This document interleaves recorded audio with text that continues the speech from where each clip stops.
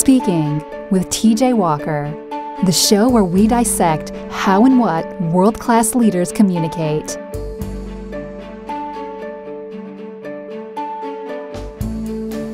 Welcome to the program, ladies and gentlemen. In the news, not surprisingly, Donald Trump. Now, we're not going to talk about the specific politics of the situation. Most of you, in fact, anywhere you are in the world, you probably have a strong opinion of Donald Trump, whether you like him or don't like him. I'm not going to try to persuade you. But there are a lot of lessons to be learned about crisis communication emanating from that campaign. Some of them good lessons, some of them insightful, some of them things to avoid. One of the things that's going on now is the Trump hotel business is in a bit of a crisis, and the apartment building business, because the Trump name no longer has cachet, especially in places like New York.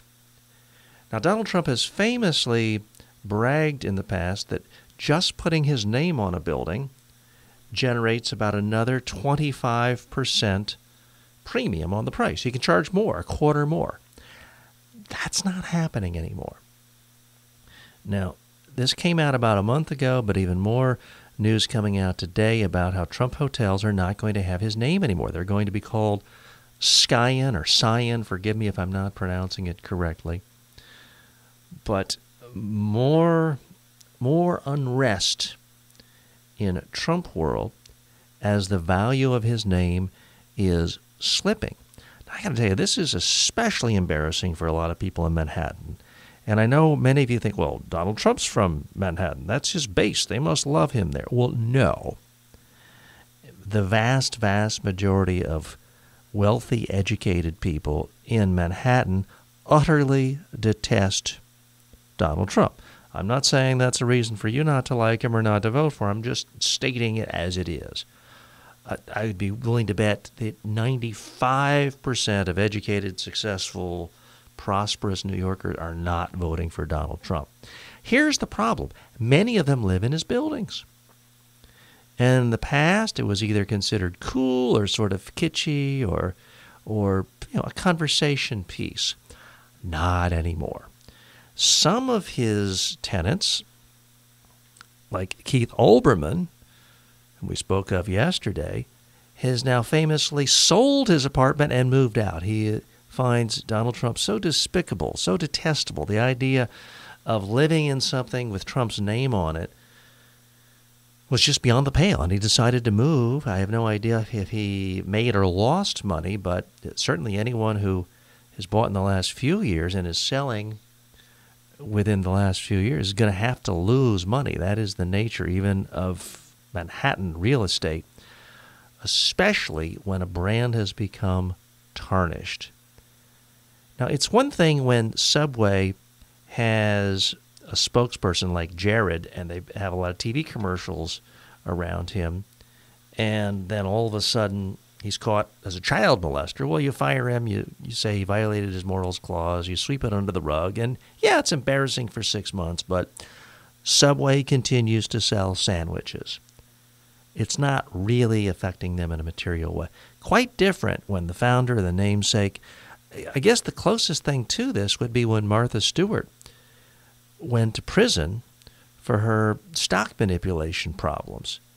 And while I don't think that was the sole source of problems of Martha Stewart living, it certainly coincided with a lot of the downward slide of that stock. I can't imagine it ever regained anything close to its initial pop when it went public and Martha Stewart became, at least temporarily, a billionaire. Now, the advantage Trump has, at least in this case, is his main Trump business, the real estate business, is not a publicly traded company. Also good news for investors because you don't have them losing a lot of money and going bankrupt and seeing their stock price go to zero. So he does have more flexibility. He can't simply be fired the way Jared from Subway can. But it does show you the perils of politics. There's a lot of people in public life who have high-profile companies, are involved with issues, and they may be out of the mainstream. They may have eccentric views. They may be seen uttering politically incorrect views, but it's sort of laughed off as ha-ha, and, oh, isn't that charmingly different? Isn't that unique? But when you get to the point of running for president and you have some 65% of the country view you unfavorably, that has an impact on your business. And it seems to have an extraordinarily detrimental impact on the Trump businesses now, to the point where they're scraping his name off. There are petitions going on in Trump-owned buildings in Manhattan as we speak, where people are trying to cause management to change the name, to scrape the name Trump off the building. And I think that will only increase as the election proceeds, and if the outcome isn't favorable, or for that matter, even if it is favorable, I think you're going to see the people in Manhattan not want to live or stay in a Trump building, apartment, or hotel. I especially think it's going to hurt hotel. I mean, who wants to tell their colleagues at work? I mean, let's say you work in a big corporation, and you have black employees and gay employees and Hispanic employees and Muslim employees. Do you really want to tell them, hey, I'm going to New York for this convention. You can reach me at the Trump Hotel? Even if you liked Donald Trump, even if you voted for him, for the life of me, I cannot imagine an executive wanting to tell an administrative assistant, book me a hotel in the Trump Plaza, or, well, he doesn't own the plaza anymore, but one of the Trump buildings, hotels when I go to New York next week. I don't see that happening. That has to affect the bottom line. So where is the bottom line going to flow for Donald Trump in a positive way?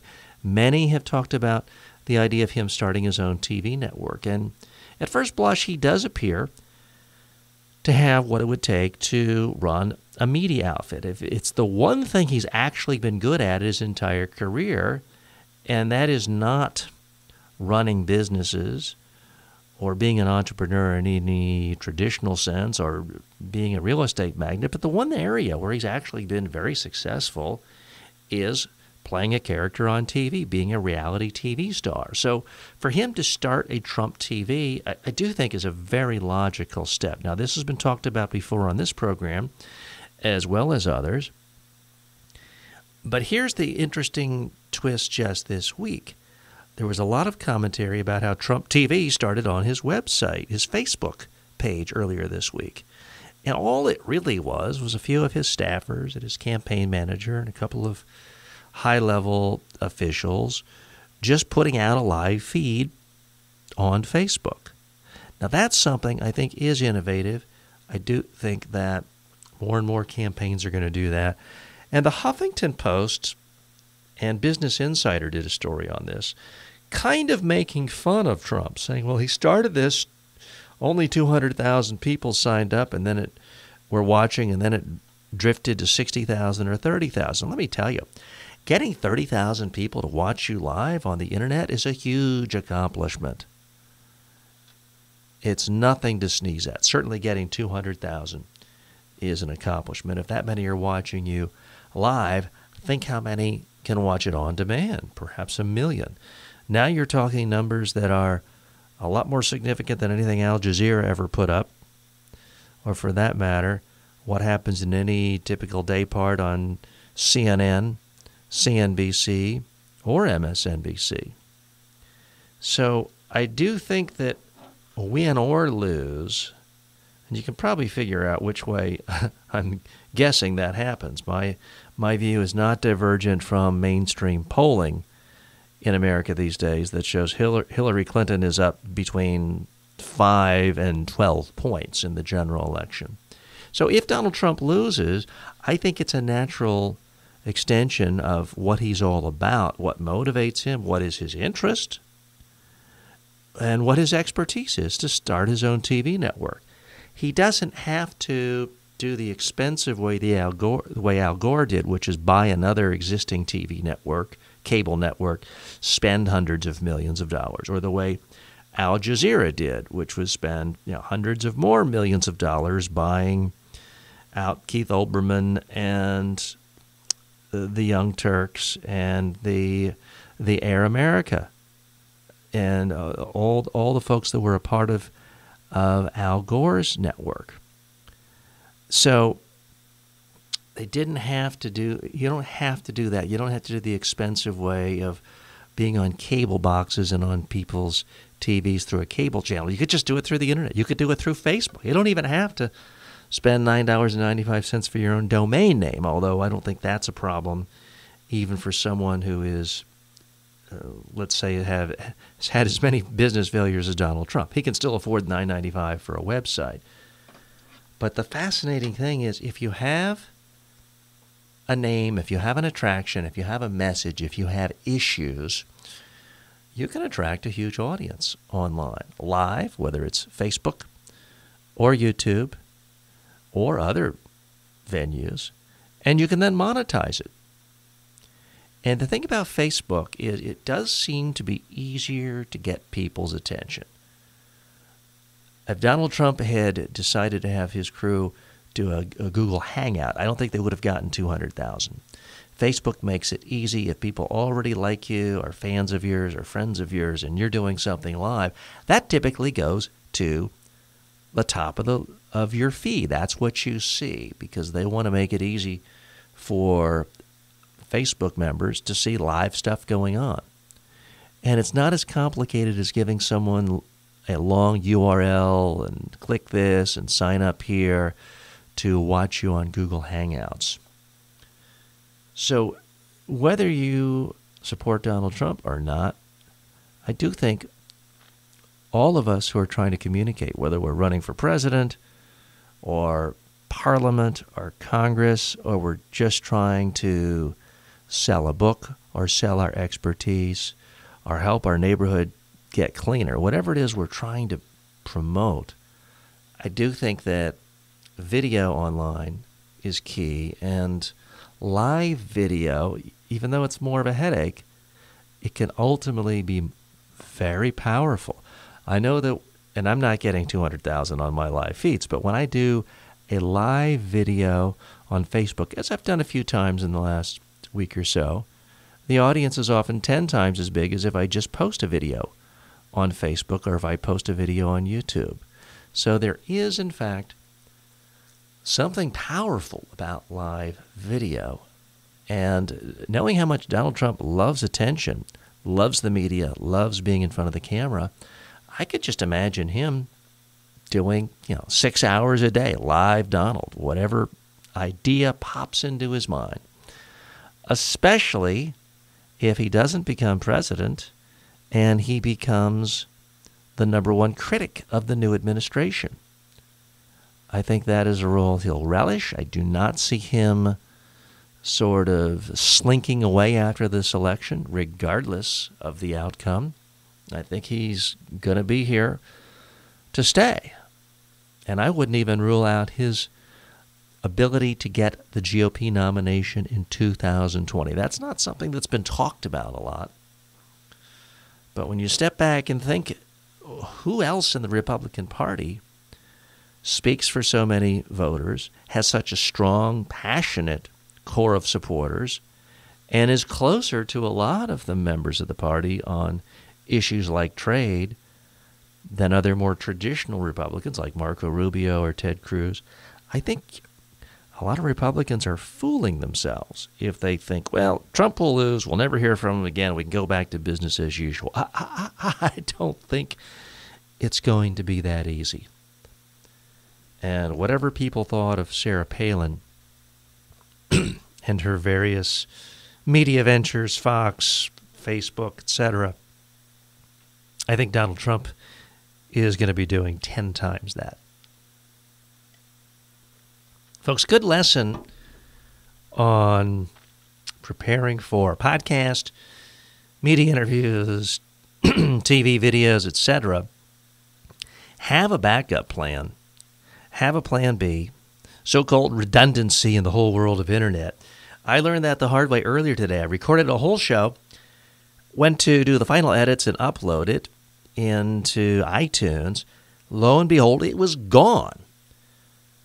And I had a digital recorder. I thought I'd hit start. I thought I'd monitored it throughout. I thought everything was going fine, and there was nothing there. Now, unless a ghost or a phantom came and erased it, I'm pretty sure it was human error, i.e. my error. I must have not hit the record button. Now, what I'm doing when I interview guests, what I try to do is I interview the person, typically through Skype video. I record it on software within the computer, in my case, Pamela, and I also record the interview on a Roland digital recorder, and that way I've got 2 copies. But if I'm just doing a solo show, I've not done that. So that's the source of my stumble and why I'm having to repeat myself now, at least to me, not to you. Also in the news, of interest from a media, crisis communications, PR perspective, Bob Dylan, the Nobel Committee awarded him their prize for literature.